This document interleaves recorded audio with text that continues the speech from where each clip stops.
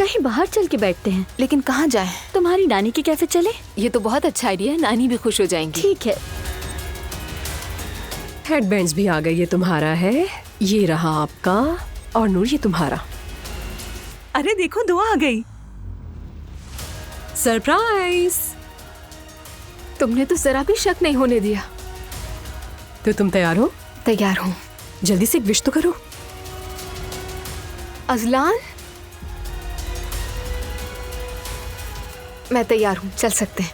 जहाँ जा रहे हैं वहाँ के लिए ड्रेस मुनासिब नहीं है। जाओ जाके बदलो इसको फौरन। इस ड्रेस में क्या खराबी है, मुझे समझ नहीं आ रहा। जाओ फौरन और कोई ढंग के कपड़े पहन कर आओ। मैं तुम्हारे साथ नहीं जा रही, तुम अकेले ही चले जाओ। तुम भाड़ में जाओ। तुम भी भाड़ में जाओ। तुम्हारे ये ट्विंस ना मेरे हार्मोन्स के साथ बहुत छेड़छाड़ कर रहे हैं आजकल।